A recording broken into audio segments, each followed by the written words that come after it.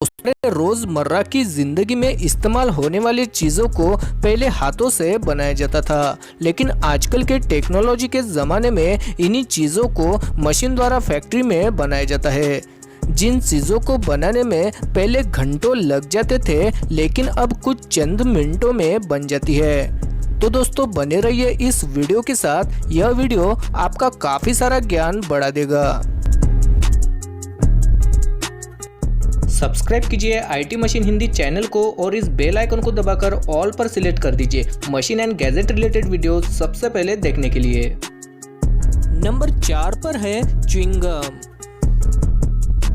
दोस्तों आपने बचपन में कई सारे अलग अलग फ्लेवर के च्युइंगम जरूर खाए होंगे और कुछ लोग अभी भी खाते ही होंगे। और बचपन में हमें यह बताया जाता था कि च्युइंगम सुअर की चमड़ी से बनाया जाता है। क्या सच में च्युइंगम चमड़ी से बनता है या किसी और चीज से? तो चलिए जानते हैं इसके पीछे का सच।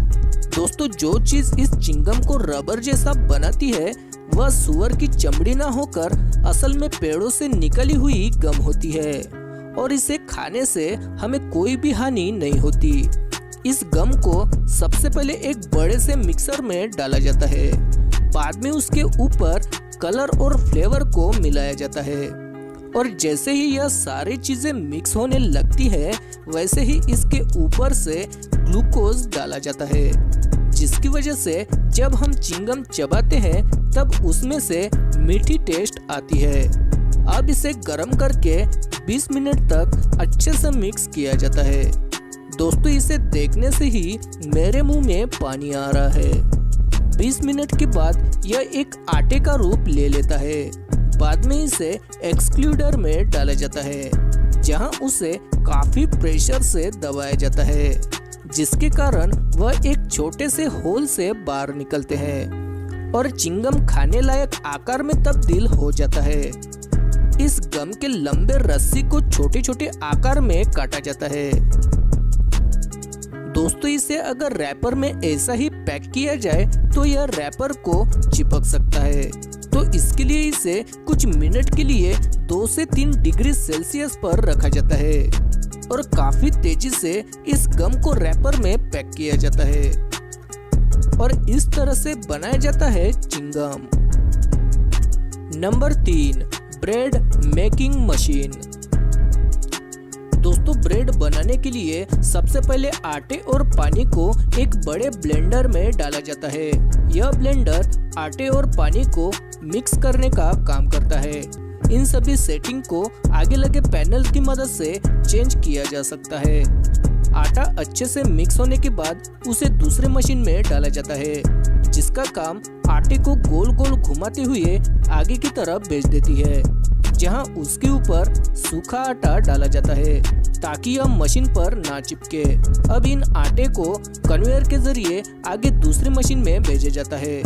यह मशीन इनके अलग अलग शेप बनाकर नीचे बसे कंटेनर में डाल देती है, जहां उनका शेप लंबा हो जाता है। अब इन्हें काफी बड़े कन्वेयर पर ले जाया जाता है, जहां सबसे पहले इसका टेम्परेचर घटाया जाता है। अब इनके ऊपर हल्का सा ड्राई फ्रूट डाला जाता है। इतना होने के बाद अब उनको ओवन के नीचे से गुजारा जाता है। 15 से 20 मिनट तक पकने के बाद यह फूल कर लाल हो जाते हैं। अब इन ब्रेड की पैकिंग की जाती है। अब इन्हें बेचने के लिए मार्केट में भेज दिया जाता है। नंबर 2 पर है स्निकर्स बार।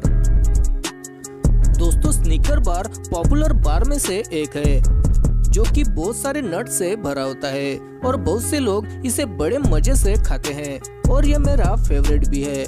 दोस्तों स्निकर्स को बनाने के लिए सबसे पहले एक बड़े से मिक्सर में कोको, मिल्क और शुगर को मिक्स करके उसका एक चॉकलेटी मिक्सचर बनाया जाता है और वहीं दूसरी मशीन में व्हाइट एग, शुगर और सॉल्ट डालकर उसे मिक्स करते हैं। उसके बाद उसमें पीनट बटर को ऐड करते हैं और उसे भी अच्छे से मिक्स किया जाता है। मिक्स होने के बाद उसके ऊपर से ग्राइंड किए गए पीनट्स के बारीक क्रश को डाला जाता है और इसी तरीके से स्निकर में इस्तेमाल होने वाले मटेरियल को बनाया जाता है। उसके बाद उन्हें एक कटिंग मशीन पर ले जाया जाता है, जहां उन्हें स्नीकर्स के आकार में कट किया जाता है। इतना हो जाने के बाद उन्हें कन्वेयर के जरिए आगे ओवन के नीचे से गुजारा जाता है और अच्छी तरीके से पक जाने के बाद स्नीकर पूरी तरीके से तैयार हो जाता है और आखिर में उन्हें रैपर में पैक किया जाता है और मार्केट में बेचने के लिए भेज दिया जाता है।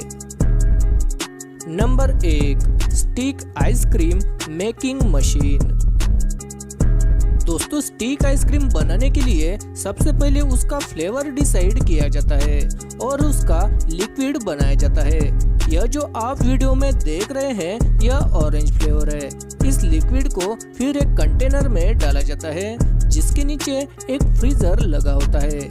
जैसे जैसे यह प्लेटफॉर्म आगे बढ़ता है वैसे वैसे लिक्विड उसमें गिरता जाता है और नीचे से वह फ्रीज होना शुरू कर देता है। थोड़ा ठंडा होने के बाद उसके ऊपर से लकड़ी का स्टिक लगाया जाता है। जब वह पूरा बर्फ की तरह हो जाता है तो दूसरा मशीन उसी स्टिक को पकड़कर उसे बाहर निकालता है। अब इन आइसक्रीम को एक कन्वेयर पर डाला जाता है जहां पर उन्हें प्लास्टिक पाउच में पैक किया जाता है और मार्केट में हमें देखने को मिल जाती है। दोस्तों, आज के लिए बस इतना ही। अगर ये इन्फॉर्मेशन आपको यूजफुल लगी तो इस वीडियो को एक लाइक कर देना।